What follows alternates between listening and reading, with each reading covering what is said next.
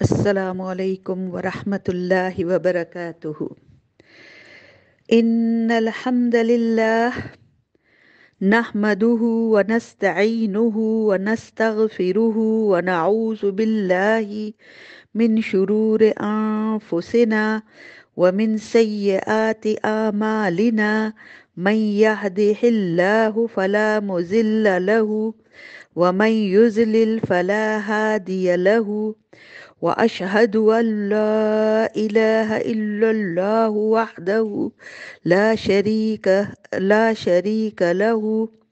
وأشهد أن محمدا عبده ورسوله۔ جی، ہم اپنے آج ایک نئے چیپٹر کے ساتھ حاضر ہوئے ہیں، اور ہمارا جو پچھلی دفعہ جو ہم نے پڑھا تھا وہ حضرت عمر کے ایمان لانے کا واقعہ ہم نے پڑھا تھا، اس میں سے کچھ حصہ رہ گیا تھا جو ابھی ہم شروع کریں گے۔ جیسے کہ ہم نے بتایا تھا کہ حضرت عمر جب اسلام لائے تو مسلمانوں کو ان کے اسلام لانے سے بڑی تقویت حاصل ہوئی۔ ابن حشام کا بیان ہے کہ جب حضرت عمر رضی اللہ تعالی عنہ مسلمان ہوئے تو ایک شخص جمیل بن معمر تھا، اس کے پاس گئے، بلکہ جمیل بن معمر اس کے پاس گئے، اور یہ شخص جو تھا مطلب اس قسم کا شخص تھا نا کہ جسے کہتے ہیں نا ہم کہ ایک بات کو لے کے پوری دنیا میں پھیلانے والا، یعنی ہر بات کا ڈھول پیٹنے والا تھا۔ یہ پورے قریش کے اندر یہ اس عادت کی وجہ سے مشہور تھا۔ تو حضرت عمر جب اسلام لے آئے تو حضرت عمر نے جا کے اس کا دروازہ کھٹکھٹایا اور اس کو جا کر کہا کہ میں مسلمان ہو گیا ہوں۔ یہ سنتے ہی اس نے اونچی آواز سے چیخ کر کہا کہ خطاب کا بیٹا بے دین ہو گیا ہے، اور حضرت عمر نے فوراً بولے اس کے جواب میں کہ نہیں، میں مسلمان ہو گیا ہوں۔ تو لوگ یہ بات سن کر حضرت عمر پر ٹوٹ پڑے، ان کو مارنا پیٹنا شروع کیا، اور لوگ جو تھے وہ حضرت عمر کو اتنا سخت مار رہے تھے، اور جواب میں حضرت عمر بھی ان کا مقابلہ کر رہے تھے، ان کو وہ بھی مار رہے تھے، یہاں تک کہ کہتے ہیں سورج جو تھا وہ سر پر آ گیا، اور آخر حضرت عمر تھک کر بیٹھ گئے۔ ظاہر ہے اتنے لوگوں کا مقابلہ کون کر سکتا ہے، اور اس پر حضرت عمر نے ان کو کہا کہ جو کچھ بھی تم سے ہوتا ہے تم کر لو، مطلب میں تو اب مسلمان ہو گیا ہوں۔ اس کے بعد مشرکین نے ایک دفعہ اس ارادے سے کہ حضرت عمر رضی اللہ تعالی عنہ کے گھر پر حلہ بول دیا کہ انہیں جان سے مار ڈالیں گے۔ تو صحیح بخاری میں ہے کہ حضرت ابن عمر رضی اللہ تعالی عنہ سے مروی ہے کہ حضرت عمر خوف کی حالت میں گھر کے اندر تھے کہ اسی دوران ابو امرو آس بن وائل جو تھے وہ آ گئے۔ ان کا تعلق جو تھا قبیلہ سہم سے تھا، اور یہ قبیلہ جو تھا یہ ان کا حلیف تھا، ٹھیک ہے، یعنی بنو عدی کا یہ حلیف تھا۔ تو وہ آیا اور حضرت عمر سے آ کے پوچھا کہ کیا بات ہے، یہ لوگ تمہارے گھر کے باہر اتنے زیادہ اکٹھے ہیں، کس وجہ سے؟ تو انہوں نے کہا کہ میں مسلمان ہو گیا ہوں اور اس لیے یہ لوگ جو ہے مجھے قتل کرنا چاہتے ہیں۔ تو اس پر آس جو تھا اس نے کہا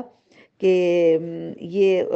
عمرو آس بن وائل جو تھا اس نے کہا کہ ایسا نہیں ہو سکتا، اور اس نے پھر گھر سے باہر جا کے کہا کہ مطلب میری پناہ میں ہے وہ، تو اگر کوئی جو ہے وہ حضرت عمر تک نہیں پہنچ سکتا۔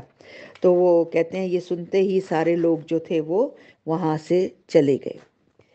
یہ مطلب حضرت عمر اتنے بہادر، اتنے غصے والے، اور اتنے مطلب سخت طبیعت کے اور اتنے دلیر شخص کا یہ حال تھا کہ جب وہ اسلام لائے تو کیسے ان کو مشکلات کا سامنا کرنا پڑا۔ اور باقی رہی اور مسلمانوں کی بات، تو اس حال سے ہی آپ کو اندازہ ہو سکتا ہے کہ عام مسلمانوں کا کیا حال ہوتا ہوگا۔ اسی طرح کہتے ہیں کہ ابن عباس سے روایت ہے کہ وہ کہتے ہیں کہ میں نے حضرت عمر سے دریافت کیا کہ آپ کا لقب فاروق کس وجہ سے پڑا؟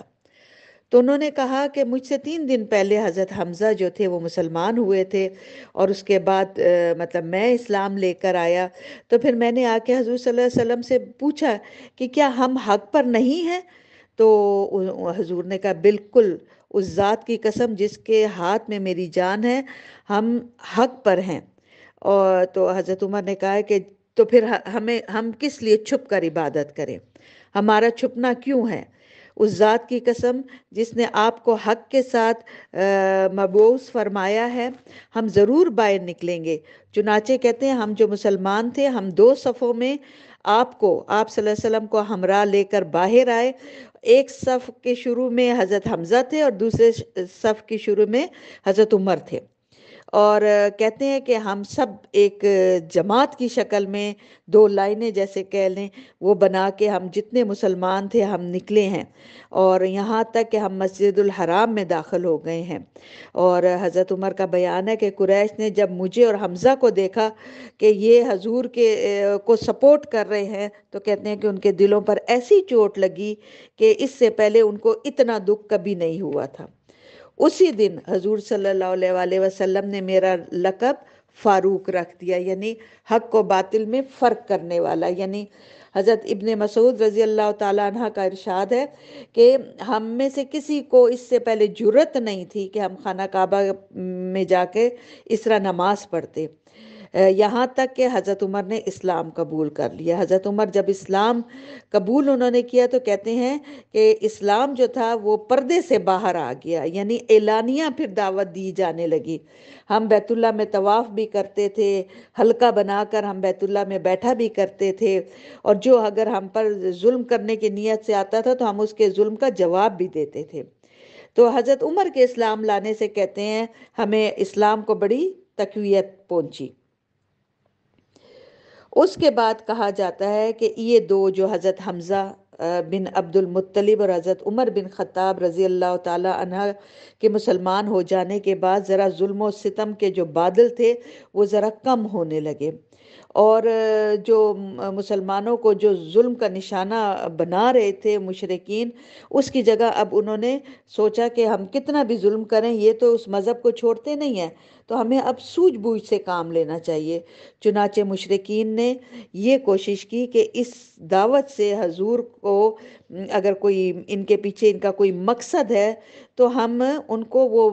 مقصد ان کا پورا کر دیتے ہیں اور آپ کو دعوت تبلیغ سے باز رکھتے ہیں۔ تو کہتے ہیں کہ اسی نیت سے جو قریش جو تھے، قریش نے ایک روز، قریش کی محفل تھی تو اس وقت حضور صلی اللہ علیہ وآلہ وسلم مسجد الحرام میں ایک جگہ پہ تنہا آپ تشریف فرما تھے۔ عتبہ بن ربی جو ہے اس نے کہا کہ قریش والے لوگوں کو کہا کہ کیوں نہ میں جا کے حضور صلی اللہ علیہ وآلہ وسلم کے پاس جا کے ان سے گفتگو کروں، ان کے سامنے چند باتیں پیش کروں، ہو سکتا ہے وہ میری کوئی بھی کسی بھی تجویز کو قبول کر لیں، اور اس طرح ہم ان کو جو ہے تبلیغ دین سے باز رکھ سکیں۔ یہ اس وقت کی بات ہے جب حضرت حمزہ صرف مسلمان ہو چکے تھے، اور مشرکین یہ دیکھ رہے تھے کہ مسلمانوں کی تعداد دن بدن بڑھتی جا رہی ہے۔ تو سب نے کہا کہ ٹھیک ہے، آپ جائیے اور جا کے ان سے بات کیجیے۔ اس کے بعد کہتے ہیں کہ عتبہ بن ربی جو ہے وہ اٹھا اور حضور صلی اللہ علیہ وسلم کے پاس جا کے اس نے پوچھا کہ تمہارا جو مرتبہ ہے ہم لوگوں میں، اور جو تمہارا نسب ہے وہ بھی تمہیں معلوم ہے کہ تم بلند پایا نسب سے تعلق رکھتے ہو اور تمہارا مرتبہ بھی بہت بڑا ہے، تو لیکن تم اب قوم میں ایک ایسے بات لے کر آئے ہو جس کی وجہ سے ہماری خاندانوں میں، ہمارے قبیلوں میں تفرقہ پڑ گیا ہے، اور تم ہمارے معبودوں کو برا بھلا کہتے ہو، اور ہمارے آباء و اجداد جو گزر چکے ہیں ان کو تم کافر ٹھہراتے ہو۔ تو میں تمہارے سامنے چند تجویز پیش کر رہا ہوں، ان میں سے کوئی بھی بات قبول کر لو، ہم تمہاری جو ہے ہر بات کو ماننے کو تیار ہیں۔ اگر تم چاہتے ہو کہ مال حاصل ہو تو ہم تمہارے لیے اتنا مال جمع کر دیتے ہیں کہ تم ہم سب میں سے زیادہ امیر ہو جاؤ گے۔ اگر تم یہ چاہتے ہو کہ مرتبہ حاصل کرو، کوئی عہدہ حاصل کرنا چاہتے ہو، تو ہم تمہیں اپنا سردار بنا لیتے ہیں۔ اور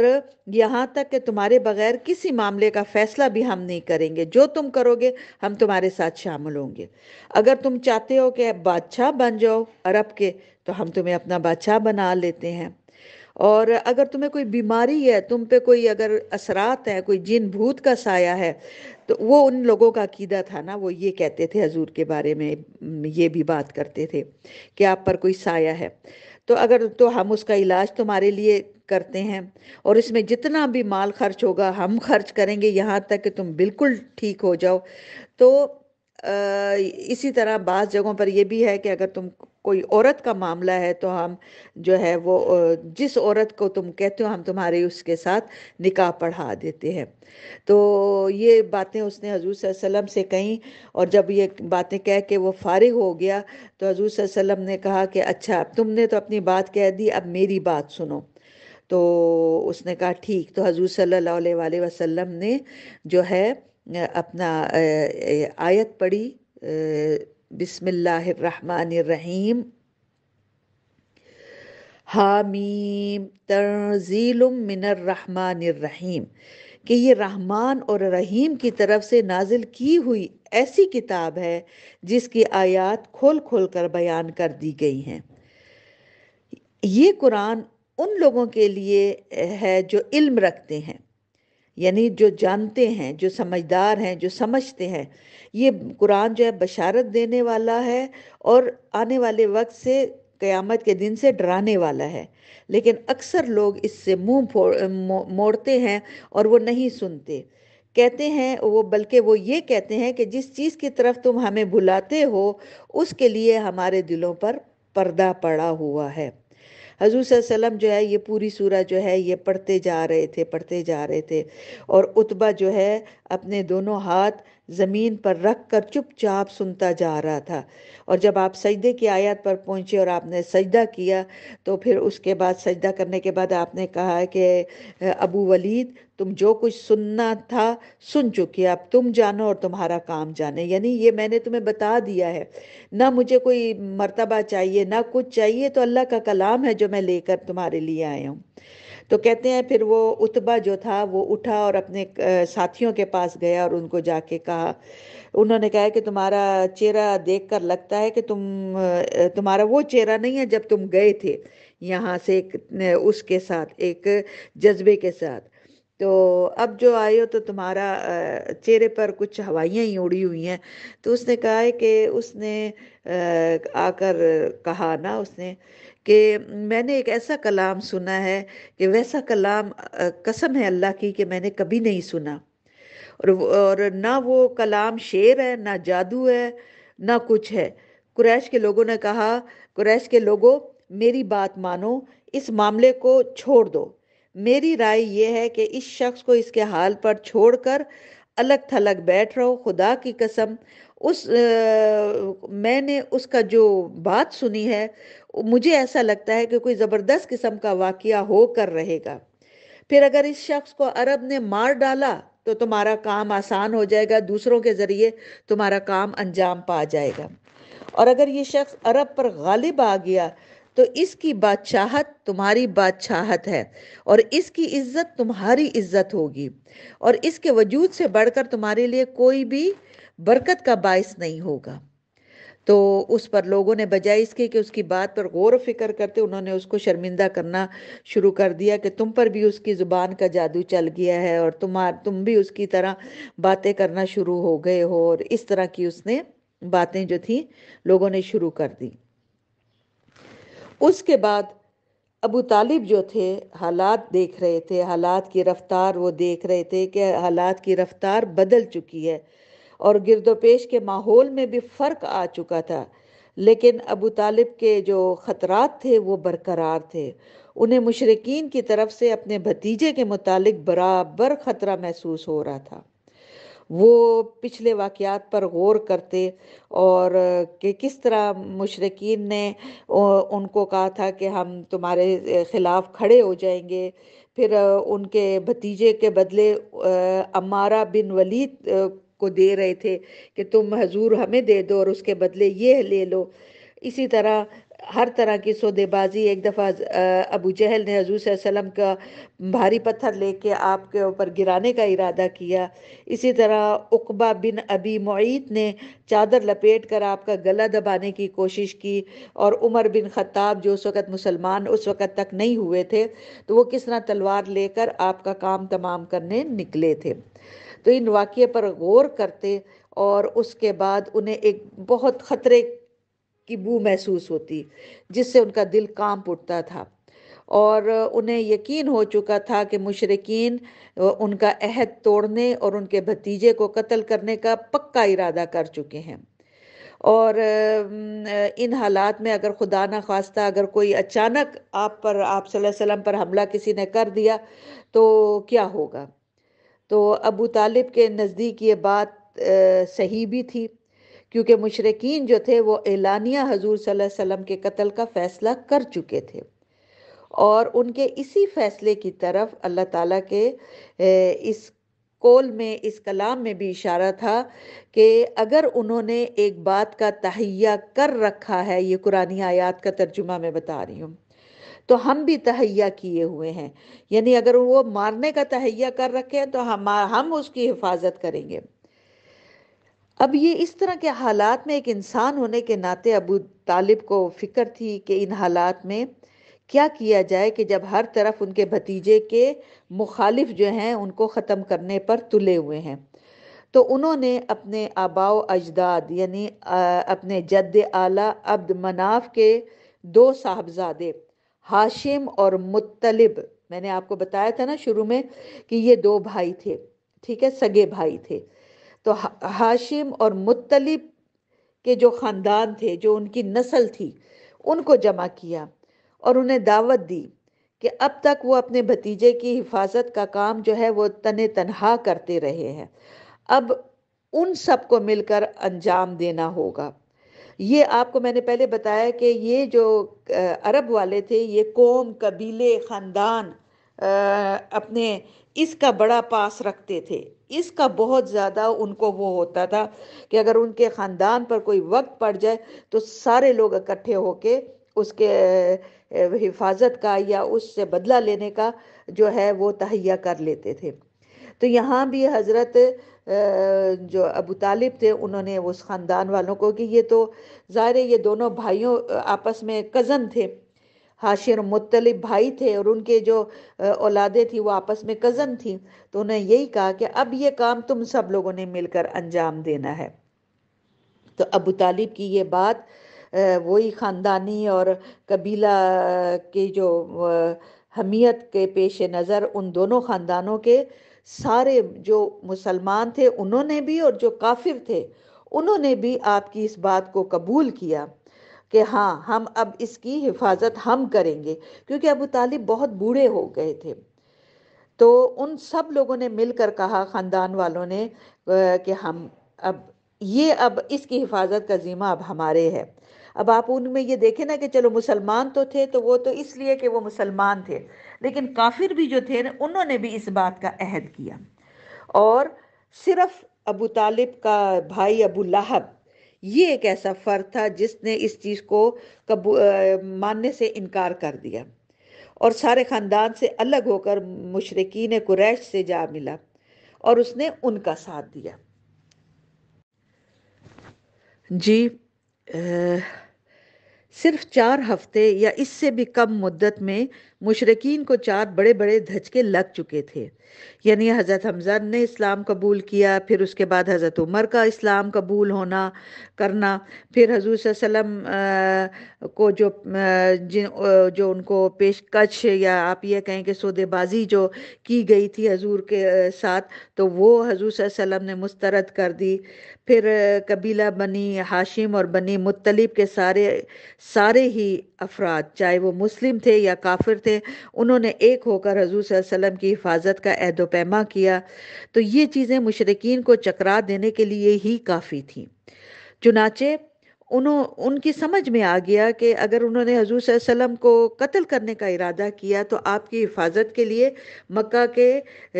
سارے لوگ اکٹھے ہو جائیں گے، جو یہ 2 قبیلے ہیں یہ اکٹھے ہو جائیں گے اور آپس میں ہماری جنگ چھڑ جائے گی.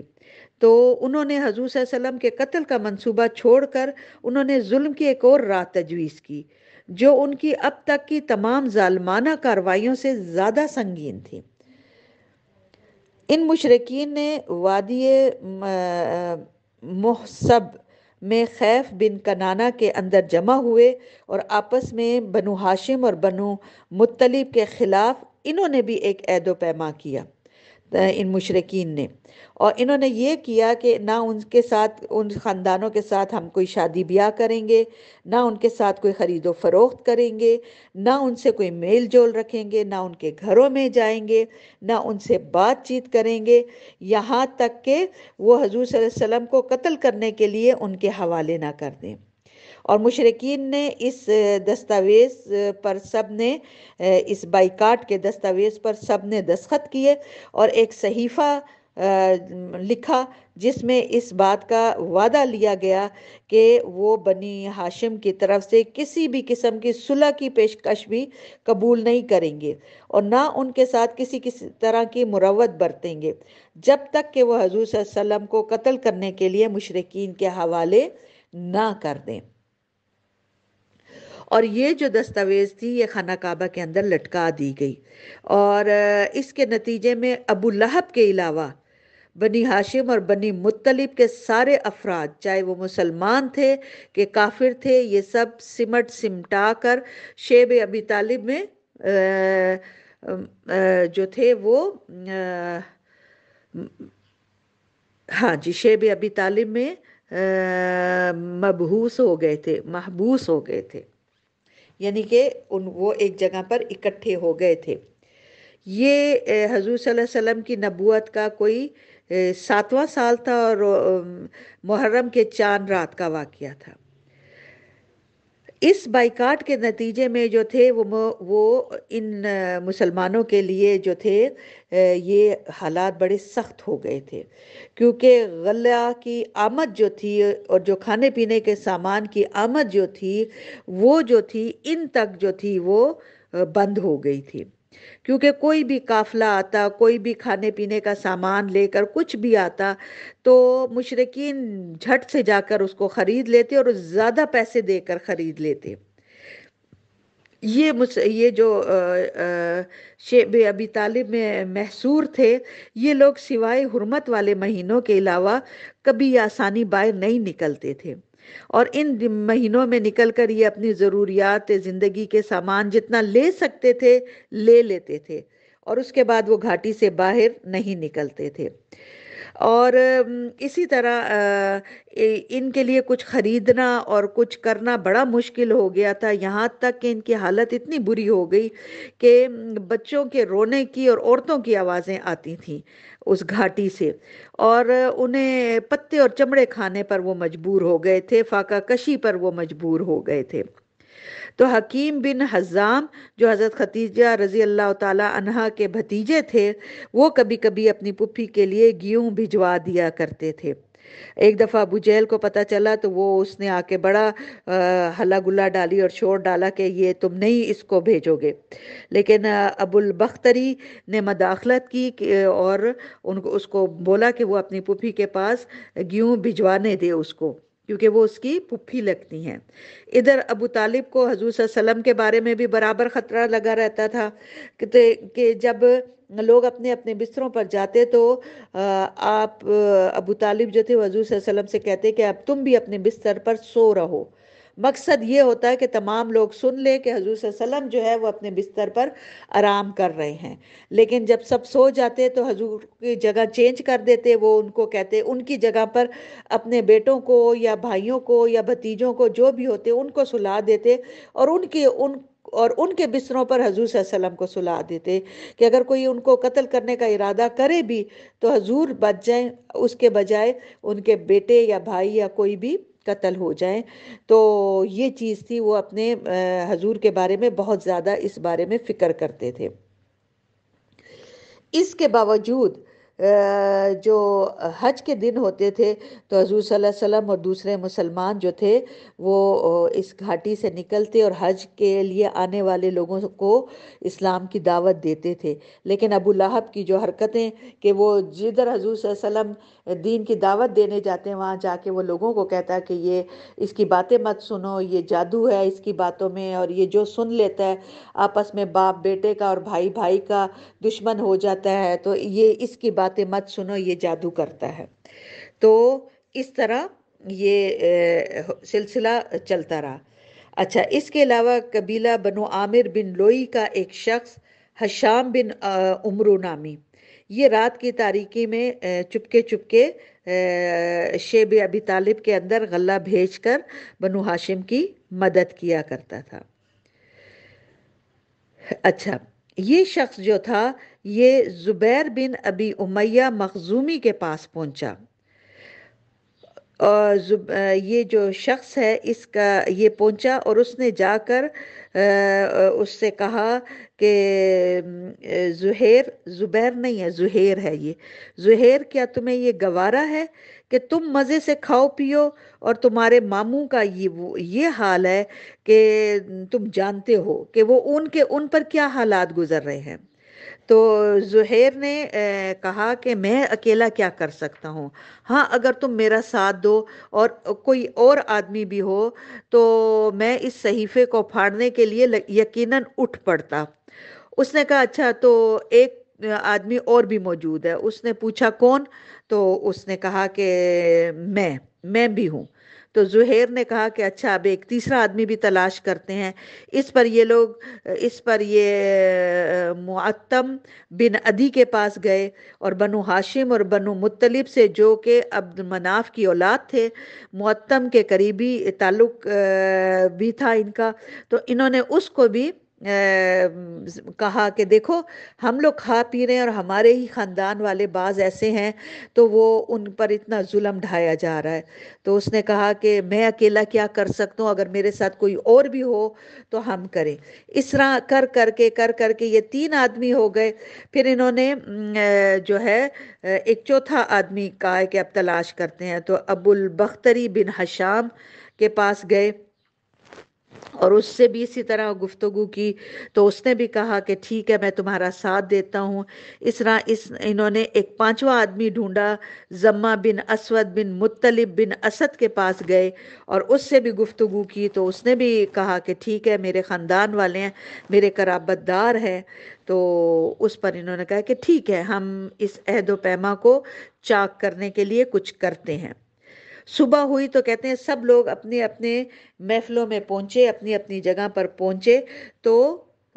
اس نے زہیر جو تھا وہ آیا، اس نے بیت اللہ کے ساتھ چکر لگائے اور پھر اس نے لوگوں کو کہا کہ مکہ والو کیا تمہیں یہ اچھا لگتا ہے کہ ہم کھائے پیے کپڑے پہنے اور بنو ہاشم تباہ و برباد ہوں، نہ ان کے ہاتھ کچھ بیچا جائے اور نہ کچھ خریدا جائے؟ تو اس نے کہا اللہ کی قسم میں تو ایسے نہیں بیٹھ سکتا، میں تو اس معاہدے کو پھاڑتا ہوں، میں اس معاہدے میں تمہارا ساتھ نہیں دیتا ہوں۔ تو ابو جہل جو ایک کونے میں بیٹھا ہوا تھا مسجد الحرام کے، تو وہ بولا تم غلط کہتے ہو، اس کو کوئی نہیں پھاڑ سکتا، معاہدہ ہو چکا ہے۔ اس پر جو یہ 5 بندے تھے اس میں سے دوسرے بندے زمہ بن اسود نے کہا کہ نہیں، جب یہ صحیفہ لکھا گیا تھا تب بھی ہم اس صحیفے کے لکھنے پر راضی نہیں تھے۔ اسی طرح ابو البختری نے بھی کہا کہ زمہ ٹھیک کہہ رہا ہے، اس میں جو کچھ لکھا گیا ہے اس پر ہم راضی نہیں ہیں اور نہ اب ہم اس کو مانتے ہیں۔ اس کے بعد معتم بن عدی نے بھی کہا کہ تم دونوں ٹھیک کہتے ہو، جو اس کے میں بھی مطلب اس چیز کے خلاف ہوں۔ تو ان 4-5 بندوں نے جب اس طرح کی باتیں اوپر نیچے کہیں تو یہ دیکھ کر ابو جہل نے کہا کہ مجھے لگتا ہے کہ یہ بات تم لوگوں نے راتوں رات آپس میں طے کی ہے اور اس کا مشورہ تم لوگوں نے کیا ہے اور اب آ کر یہ ہمارے سامنے تم بیان کر رہے ہو۔ اسی دوران ابو طالب بھی جو تھے وہ مسجد الحرام کے گوشے میں موجود تھے، اور ان کے آنے کی وجہ یہ تھی کہ اللہ تعالیٰ نے حضور صلی اللہ علیہ وسلم کو اس صحیفے کے بارے میں خبر دے دی تھی کہ اللہ نے کیڑے بھیج دیے ہیں اور انہوں نے وہ صحیفہ جو ہے اس کیڑے نے کھا لیا ہے، صرف اس جگہ کو چھوڑ دیا ہے جہاں اللہ کا نام لکھا ہوا ہے۔ چنانچہ حضور صلی اللہ علیہ وسلم نے یہ بات اپنے چچا کو بتائی، تو وہ اس بات کی تصدیق کے لیے وہ آئے، تو اس عرصے میں یہ باتیں بھی شروع ہو گئیں کہ اس صحیفے کو پھاڑ دیا جائے۔ تو وہ پھر قریش کے پاس آئے اور کہنے لگے کہ ان کے بھتیجے نے انہیں یہ خبر دی ہے کہ وہ جو ہے وہ اس صحیفے کو کیڑے کھا گئے ہیں، سوائے اس جگہ کے جہاں اللہ کا نام لکھا ہوا ہے، اور اگر یہ جھوٹ ثابت ہوئی یہ بات،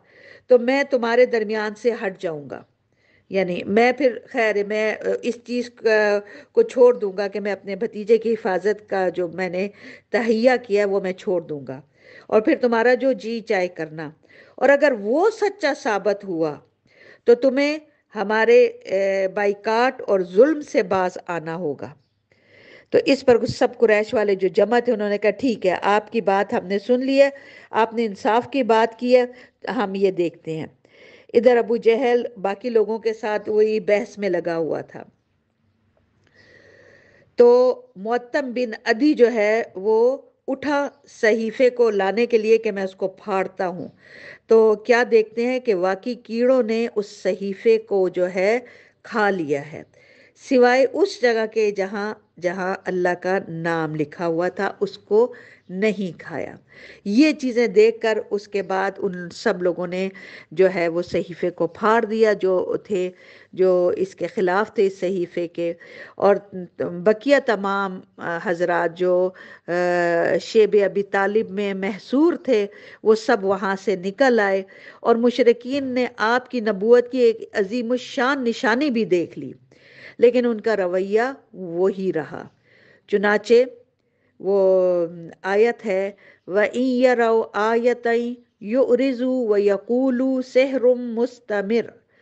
اگر وہ کوئی نشانی دیکھتے بھی ہیں تو رخ پھیر لیتے ہیں اور کہتے ہیں کہ یہ تو جادو ہے، مطلب یہ جو کچھ ہوا ہے یہ جادو کے ذریعے ہوا ہے، وہ اس پر غور و فکر نہیں کرتے تھے، وہ جادو کہہ کے اس چیز کو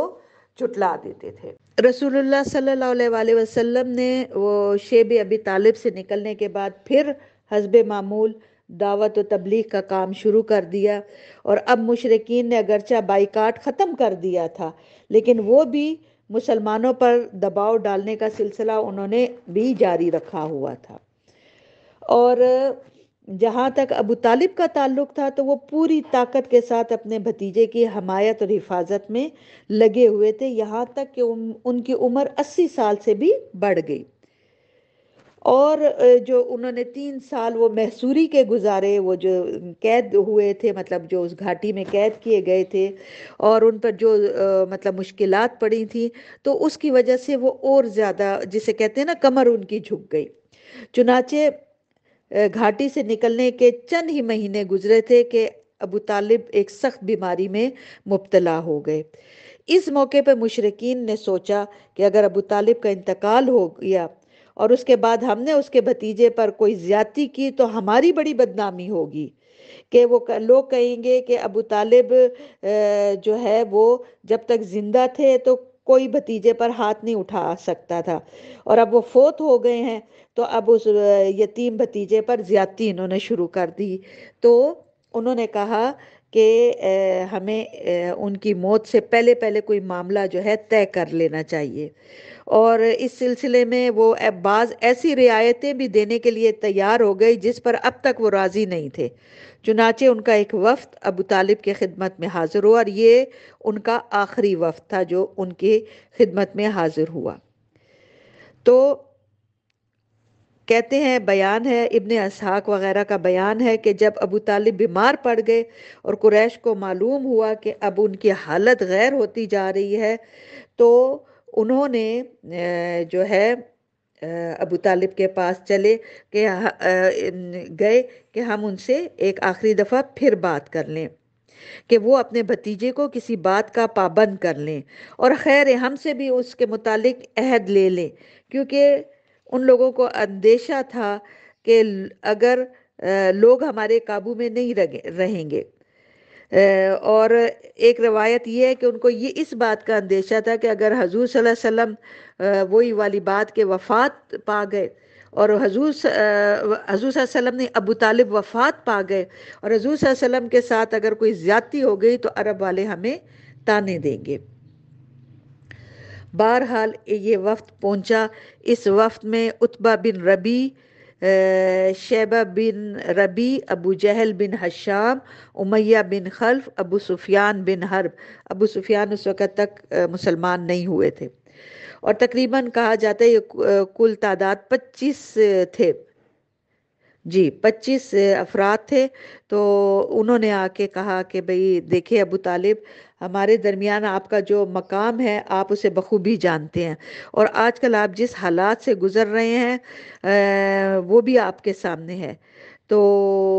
ہمیں ڈر ہے کہ یہ آپ کے آخری ایام ہے، اور ادھر ہمارے اور آپ کے بھتیجے کے درمیان جو معاملہ چل رہا ہے اس سے بھی آپ واقف ہیں، تو ہم چاہتے ہیں کہ آپ انہیں بلائیں اور ان کے بارے میں ہم سے کچھ وعدے لے لیں، اور ہمارے بارے میں ان سے بھی کچھ وعدے لے لیں، تو یہ کہ وہ ہم کو ہمارے دین پر چھوڑ دیں اور ہم ان کو ان کے دین پر چھوڑ دیتے ہیں۔ یعنی اس سے پہلے وہ لوگ اس بات پہ راضی نہیں تھے، لیکن اب وہ راضی ہو گئے تھے۔ تو اس پر حضرت ابو طالب نے آپ صلی اللہ علیہ وآلہ وسلم کو بلایا، آپ تشریف لائے، اور اس پر ابو طالب نے کہا کہ بھتیجے یہ تمہاری قوم کے معزز لوگ ہیں، تمہارے ہی لیے جمع ہوئے ہیں، یہ چاہتے ہیں کہ تم کچھ وعدہ ان کو دے دو اور یہ کچھ تم سے وعدہ کر لیں۔ اور پھر اس کے بعد ان کو ابو طالب نے ان کی پیشکش کی کہ یہ کہتے ہیں کہ ہمیں ہمارے دین پر چھوڑ دو اور تم تمہارے دین پر رہو، ہمارے دین کو بھی برا مت کرو، اپنا دین جو ہے تم چلاؤ۔ تو اس پر حضور صلی اللہ علیہ وسلم نے وہ جیسے کہ حسب معمول انہوں نے اس چیز کا انکار کیا، اور اس کے بعد اس چیز کو ماننے سے انہوں نے انکار کر دیا۔ آخر کار اس حضور صلی اللہ علیہ وسلم نے اچھا یہ بھی ان کو کہا تھا کہ میں تمہارے سامنے ایک ایسی بات پیش کرتا ہوں کہ اگر تم مان لو تو تم عرب کے بادشاہ بن جاؤ گے، اور عجم کے لوگ بھی تمہارے جو ہے زیر نگیں آ جائیں گے۔ اور بعض روایات میں یہ کہا گیا ہے کہ جو عجم والے ہیں وہ انہیں جزیہ بھی ادا کرنے لگ پڑیں گے اگر یہ میری بات مان لیں، میرے کہنے پر چل رہے۔ تو سب لوگوں نے کہا کہ ہاں آپ بتائیں آپ کون سی بات کہتے ہیں، آپ کس بات کی طرف ہمیں بلاتے ہیں؟ تو اس پر حضور صلی اللہ علیہ وسلم نے کہا کہ آپ لوگ کہیں لا الہ الا اللہ، کہے کہ اللہ کے سوا جو کچھ آپ پوچھتے ہیں اسے چھوڑ دیں، کیونکہ معبود صرف اللہ ہی ہے۔ تو اس پر انہوں نے جو ہے یہ بات سن کر وہ سب سٹ پٹا گئے، اور انہوں نے جو ہے ہاتھ پیٹ پیٹ کر کہا کہ محمد تم یہ چاہتے ہو کہ سارے خداؤں کی جگہ بس ہم ایک خدا بنا لیں اور ایک خدا کو ماننے لگیں، تو تمہارا یہ معاملہ بڑا عجیب ہے۔ پھر آپس میں ایک دوسرے سے بولے کہ خدا کی قسم یہ شخص تمہاری کوئی بات ماننے کو تیار نہیں ہے، لہٰذا چلو اور اپنے آباء و اجداد کے دین پر ڈٹ جاؤ یہاں تک کہ اللہ ہمارے اور اس شخص کے درمیان فیصلہ کر لے۔ اور اس کے بعد انہوں نے ہر کوئی جو تھا انہوں نے اپنی اپنی راہ لی، یعنی انہوں نے حضور کی بات کو ماننے سے انکار کر دیا۔ اچھا جی، اس کے بعد آیت انہوں نے پڑھی، حضور صلی اللہ علیہ وسلم نے قرآن مجید کی یہ آیت نازل ہوئی انہی لوگوں کے بارے میں، جس کا میں ترجمہ بتاتی ہوں۔ صاد، قسم ہے نصیحت بھرے قرآن کی، بلکہ جنہوں نے کفر کیا وہ اکڑ اور ضد میں ہیں، ہم نے کتنی ہی قومیں ان سے پہلے بھی ہلاک کی ہیں، اور وہ چیختے چلاتے رہے ہلاکت کے وقت، لیکن اس وقت جب کہ بچنے کا وقت ان کا نہیں تھا تو وہ بہت چیخے چلائے، لیکن ان کا کوئی بچنے کا وقت نہیں تھا، اور انہیں تعجب ہے کہ ان کے پاس خود انہی میں سے ایک ڈرانے والا آیا ہے، اور یہ کہتے ہیں اس کو کہ یہ جادوگر ہے، یہ جھوٹا ہے، کیا اس نے سارے معبودوں کی جگہ بس ایک ہی معبود بنا ڈالا ہے؟ یہ تو بڑی عجیب بات ہے۔ اور ان کے بڑے یہ کہتے ہیں کہ نکلو چلو اور اپنے معبودوں پر ڈٹے رہو، یہ ایک سوچی سمجھی اسکیم ہے، ہم نے کسی اور مذہب میں یہ بات نہیں سنی ہے، یہ اس شخص نے خود گھڑ لی ہے۔ یعنی یہ اس تمام واقعات کی منظر کشی کی گئی ہے اس آیت میں، کہ جب ان کو کہا جاتا ہے کہ ایک اللہ کو پوجو تو وہ کہتے ہیں کہ یہ تو عجیب و غریب ہی باتیں کر رہا ہے، ہم سب کو خداؤں کو چھوڑ کر کیسے ایک اللہ کو پوجنے لگ پڑیں۔ اور وہ جو ہے یہ بھی کہا گیا اس آیت میں کہ یہ کیا سمجھتے ہیں اپنے آپ کو، ان سے پہلے بھی کتنی طاقتور قومیں تھیں تو ان کو ہم نے ہلاک کیا، اور وہ ہلاکت کے وقت خوب چیخے چلائے لیکن ان کے بچنے کا وقت نہیں تھا۔ اور یہ مکہ والے اس بات پہ تعجب کرتے ہیں کہ انہی میں سے ایک شخص جو ہے اس کو ہم نے نبوت دی اور وہ ان کو خبردار کرنے کے لیے ہم نے پیغمبر بنا کر اس کو بھیجا، تو یہ اس پر حیران ہوتے ہیں، تعجب کرتے ہیں، اسے کبھی جھوٹا اور کبھی جادوگر کہتے ہیں۔ تو یہ ایک سوچی سمجھی اسکیم بنا رکھی ہے اس شخص نے۔ ہم نے اس سے پہلے کہ کسی مذہب میں یہ بات نہیں سنی تھی جو یہ کہہ رہا ہے کہ ایک معبود کو پوجو، اور یہ تو صرف یہ بات جو ہے یہ گھڑ کر لے آیا ہے۔ تو اس طرح کی اس نے باتیں شروع کر دیں، مکہ والوں نے اس طرح کی باتیں شروع کر دیں،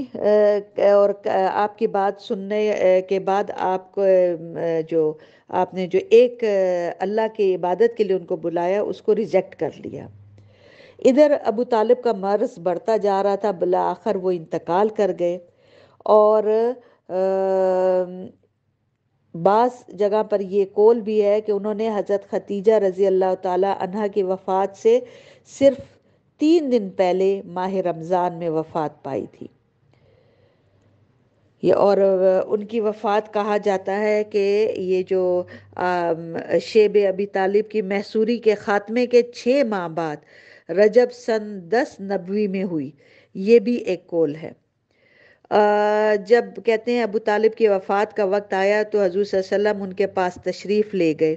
وہاں ابو جہل بھی موجود تھا۔ آپ صلی اللہ علیہ وسلم نے فرمایا، چچا جان آپ لا الہ الا اللہ کہہ دیجئے، بس ایک کلمہ جس کے ذریعے میں اللہ کے پاس آپ کے لیے کوئی سفارش پیش کر سکوں، کوئی حجت پیش کر سکوں۔ تو جو ابو جہل اور عبداللہ بن امیہ جو اس وقت ادھر بیٹھے ہوئے تھے ان کے پاس، تو انہوں نے کہا کہ ابو طالب کیا عبد المطلب کے مذہب سے تم منہ پھیر لوگے؟ پھر یہ دونوں برابر ان سے باتیں کرتے رہے، یہاں تک کہ آخری بات جو ابو طالب نے لوگوں سے کہی یہی تھی کہ عبد المطلب کے ملت پر، یعنی حضور صلی اللہ علیہ وسلم نے فرمایا، حضور صلی اللہ علیہ وسلم فرماتے ہیں کہ جب تک آپ سے میں مطلب اللہ کی طرف سے کوئی حکم نہ آئے مجھے روک دینے کا، تب تک میں آپ کے لیے دعائیں مغفرت کرتا رہوں گا۔ اور ابو طالب جو تھے وہ صرف اس لیے کہ لوگ یہ نہ کہیں کہ یہ موت کے ڈر سے اپنے بھتیجے کا مذہب قبول کر لیا ہے، اس نے یہی بات کہی کہ میں عبد المطلب کے مذہب پر ہوں۔ اور اس کے بعد حضور صلی اللہ علیہ وسلم پر یہ آیت بھی نازل ہوئی تھی، ما کان لنبی والذین آمنوا ان یستغفروا للمشرکین، کہ نبی اور اہل ایمان کے لیے یہ درست نہیں کہ مشرکین کے لیے وہ دعائیں مغفرت کرے اگرچہ وہ ان کے قرابت دار ہی کیوں نہ ہوں۔ تو یہ چیز جو ہے یہ جب آیت ہوئی تو ظاہر ہے اس پر یہ آیت نازل ہوئی، کیونکہ حضور نے کہا تھا جب تک مجھے روک نہ دیا جائے تب تک میں آپ کے لیے مغفرت کی دعا کرتا رہوں گا۔ تو یہ واقعہ ہوا تھا آپ کی وفات کا، اور اس پر ایک یہ بھی آیت نازل ہوئی تھی آپ پر کہ انکا لا تہدی من احببت، کہ آپ نہیں ہدایت دے سکتے اس شخص کو جسے آپ پسند کریں۔ یعنی یہاں یہ بتانے کی ضرورت نہیں ہے کہ ابو طالب نے حضور کی کس قدر حمایت اور حفاظت کی تھی، اور مکہ کے لوگوں کے حملوں سے کس طرح آپ کو بچا کے رکھا تھا۔ وہ ایک اسلامی دعوت کے لیے بھی ایک بچاؤ کا قلعہ بنے ہوئے تھے، لیکن خود اپنے آباء و اجداد کے مذہب پر ہی قائم رہے، اور اسی لیے کہا جاتا ہے کہ وہ مکمل کامیابی نہ پا سکے۔ اور اس کے بعد جناب ابو طالب کی وفات کے 2 ماہ بعد یا صرف 3 دن بعد، یہ اختلاف ہے اس بات میں کہتے ہیں کہ حضرت ام المومنین خدیجۃ الکبریٰ رضی اللہ تعالی عنہا بھی وفات پا گئی، اور ان کی وفات نبوت کے 10ویں سال ماہ رمضان میں ہوئی تھی۔ اس وقت آپ 65 برس کی تھیں اور حضور صلی اللہ علیہ وسلم کی عمر 50 کی تھی۔ اور حضرت خدیجہ بھی جو تھیں وہ حضور صلی اللہ علیہ وسلم کے لیے اللہ کا ایک بہت بڑی نعمت تھیں۔ وہ اس وقت مطلب جب آپ بہت مشکل حالات میں تھے اس وقت وہ آپ کا ساتھ دیتی تھی، اور جب ذرا بھی کوئی رنج کا وقت آتا تو آپ حضور صلی اللہ علیہ وسلم کے لیے تڑپ اٹھتی تھیں۔ مشکل ترین حالات میں وہ آپ کے مدد کرتی تھیں، تبلیغ کے کاموں میں آپ کی مدد کرتی تھیں،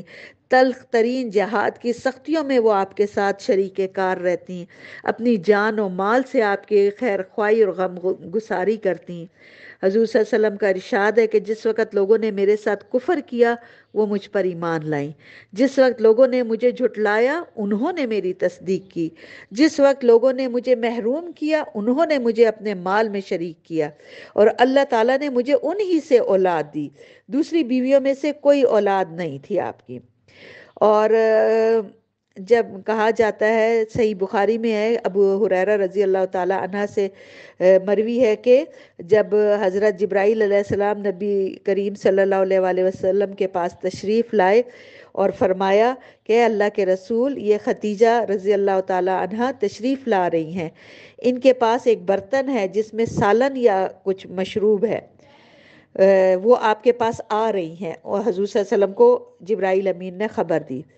اور یہ کہا کہ جب وہ آپ کے پاس آ پہنچے تو آپ انہیں ان کے رب کی طرف سے سلام کہیں،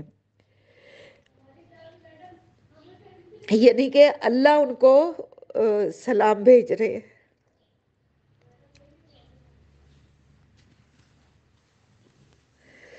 اتنا مطلب ان کا مرتبہ تھا، اور یہ بھی کہا گیا کہ جنت میں موتی کا ایک محل کی بشارت دیں، یعنی ان کے لیے جنت میں ایک موتیوں کا محل بنا ہوا ہے۔ اور حضرت خدیجہ جو تھی وہ اول ایمان لانے والوں میں وہ بھی شامل تھیں، تو اللہ ان کو سلام پیش کرتے تھے، کتنے بابرکت لوگ تھے۔ تو اس سال کو عام الحزن بھی کہا جاتا ہے، یعنی غم کا سال، کیونکہ آپ کو جو بہت زیادہ سپورٹ کرنے والے تھے وہی جو تھے اس سال جو تھے وہ وفات پا گئے تھے۔ ٹھیک ہے نا، اس سال آپ کو بہت تکلیف پہنچی تھی۔ جی، ہمارا آج کا سبق اتنا ہی ہے، اور انشاءاللہ آگے پھر ہم پڑھیں گے کہ ابو طالب اور حضرت خدیجہ کی وفات کے بعد جو ہے وہ کیا حالات ہوئے۔